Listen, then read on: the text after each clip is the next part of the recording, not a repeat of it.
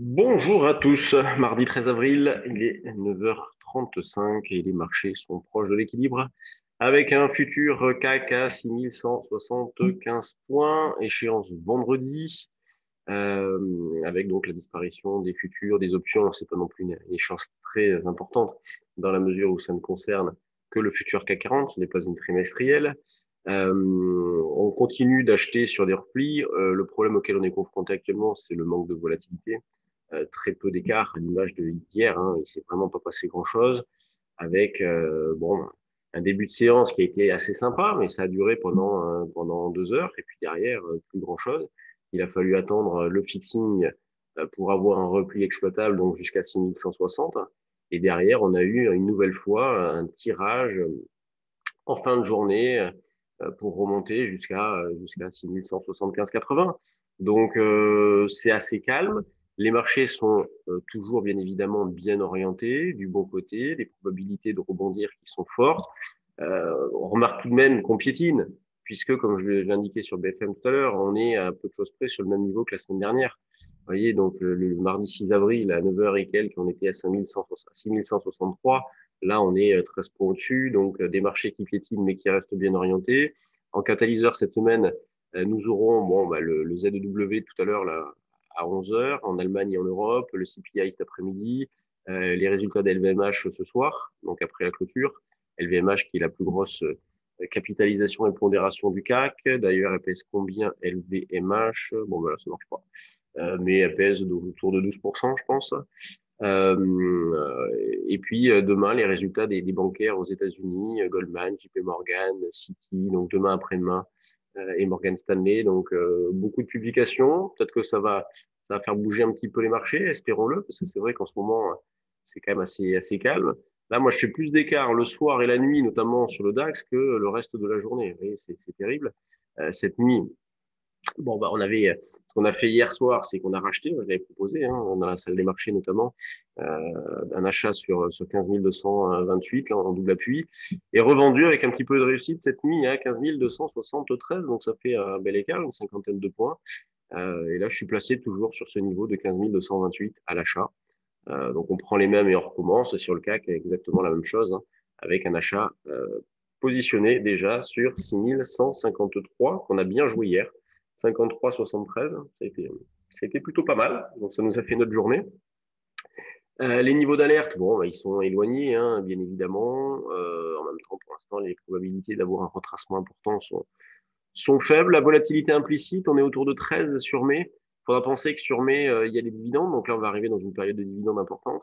Il y a 70 points d'écart entre le futur CAC et le futur CAC échéance mars et le futur CAC échéance avril et celui de mai. Je vais y arriver. Pendant ce temps-là, l'eurodoll, lui, bon, bah, il fait pas grand-chose. Il tourne en rond. Alors, on a pu vendre notamment encore dans cette résistance un 19,13 puisque c'est ce qu'on propose depuis pas mal de temps déjà. Donc, on a pu faire un écart d'une trentaine de pips. On peut s'y remettre autour de la grosse résistance, c'est un 19,15, un 19,25. Donc, c'est la zone sur laquelle on vend. Et puis, si jamais on passe au-dessus, on verra pour sortir proprement.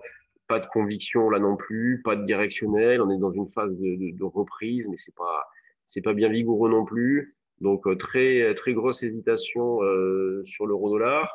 Du côté des actions, donc bon, bah, ça bouge pas mal. Là, vous avez par exemple ce matin au niveau des valeurs du CAC, la plus forte hausse, c'est Alstom. Ensuite, vous avez Téléperformance.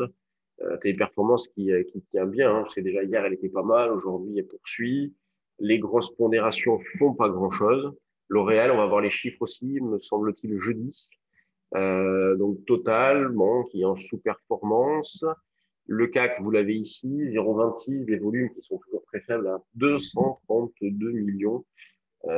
C'est 100 millions de moins que d'habitude à cette heure-ci. Et encore, c'est pas non plus énorme.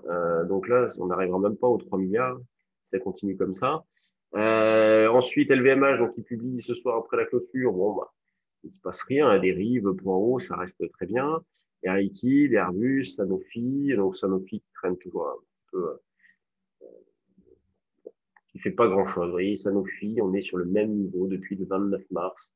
Elle est en sous-performance depuis pas mal de temps, celle-là. En ce qui concerne les valeurs sur lesquelles il y a du volume, alors il y a celle-là de CRSI, c'est assez joli. Donc, c'est dans les serveurs informatiques.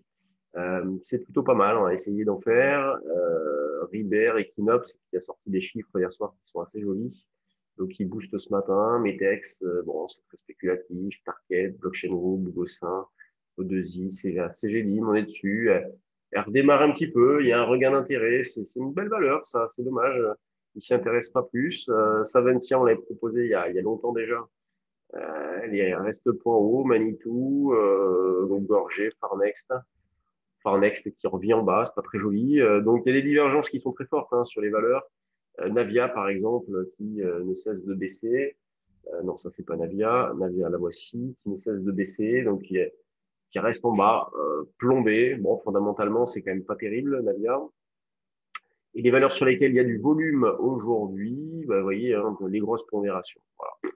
Il n'y a vraiment que des paniers, que de l'arbitrage, et l'intérêt est vraiment ciblé sur les grosses pondérations du CAC, Total, LVMH, Sanofi, Airbus. Après, pour le reste, c'est quand même beaucoup plus calme et on a des divergences fortes entre les valeurs et vraiment sur les mid et small, c'est pas évident de trouver des idées. Alors, de temps en temps, il y en a une ou deux qui s'illustrent, mais dans l'ensemble, elles sont un petit peu en souffrance, ces valeurs-là, à l'image de Novacite. Il y a un niveau d'ailleurs, Novacite.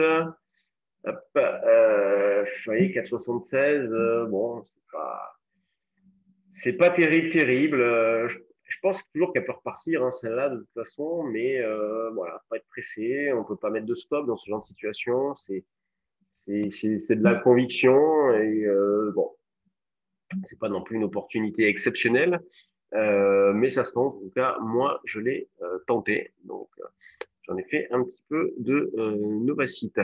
Bon, nos prochains rendez-vous, je vais vous les afficher sur l'écran. Les voici. Donc, bon, le mois d'avril est déjà pas mal entamé. Sachez que après-demain, donc jeudi soir à 20h, je vous ferai une présentation de notre service trade du jour. Donc, le trade du jour, ce sont des propositions, des idées de trading sur le CAC, le DAX, le Rodol, les actions. Donc, si vous cherchez bah, des idées, un avis objectif, ce service-là peut vous intéresser. Et puis, semaine prochaine, formation future option. Donc, future, on va dire formation indice hein, d'une manière générale, puisque vous pouvez intervenir sur le CAC, sur le DAX ou sur d'autres indices. Et option, donc en fin de semaine, donc grosse semaine de formation la semaine prochaine. Donc au niveau du plan bourse, je vais voir comment je m'organise, mais ça va être compliqué. Donc si vous avez de l'intérêt pour le faire, le refaire, vous pouvez encore vous inscrire. Et donc demain, pas de plan bourse dans la mesure où c'est la troisième partie de notre formation sur les actions. Cette fois-ci, on le fait le matin, on va le faire en alternance le matin et parfois le soir. Et l'avantage de le faire le matin, eh bien, c'est que on sera dans le feu de l'action avec des propositions en temps réel, notre façon de travailler en temps réel. Donc voilà, c'est bien, ça sera plus concret et ça illustrera parfaitement ce que l'on voit pendant la formation, donc ce qui a été vu hier soir, ce qui sera vu ce soir et donc un bon complément en temps réel demain, donc mercredi 14, 8h45, 10h45. Bon, ben là, pour vous inscrire pour la première fois, c'est trop tard. En revanche, pour ceux qui voudraient le refaire gratuitement, c'est toujours possible. Allez, je vous laisse. Je vous souhaite une bonne séance et en espérant que les marchés bougent un petit peu. Et on se retrouve donc non pas demain, mais jeudi pour le point bourse. Salut.